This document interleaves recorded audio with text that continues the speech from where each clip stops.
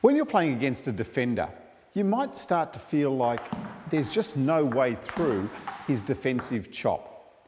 That's where the drop shot off chop can be effective to bring the chopper close to the table, and then your attack becomes much more effective.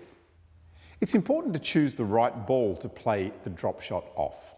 If they've chopped the ball really deep, it's difficult to get that ball short on their side because it's a big distance to cover and get that ball accurately close to the net.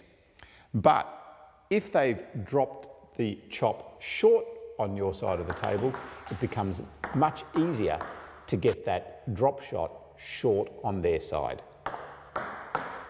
You need to think about the angle of your racket depending on the amount of backspin that the chopper has put on the ball. If there's more backspin, you need to open the angle of your racket. If there's less backspin, then you can close the angle of your racket. One of the keys to your drop shot is to get the ball close to the net on your opponent's side. But it's also important where the second bounce is on your opponent's side. If the first bounce is here and the second bounce is here, then that is where the chopper needs to reach to get that next ball.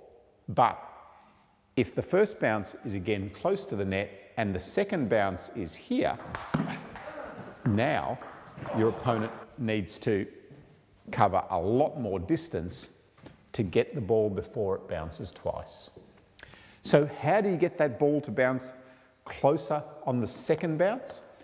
Adding a little bit of side spin on your drop shot will absorb some of the forward momentum of the ball, and that will drop the ball short.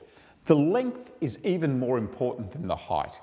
Ideally, you want to keep the ball low and short, but if you're not quite sure, then even if you drop the ball a little bit higher but close to the net, it still makes it much more difficult for your opponent to reach that distance from where they have chopped the previous ball. The other thing to think about is to have a nice soft grip when you're doing that drop shot.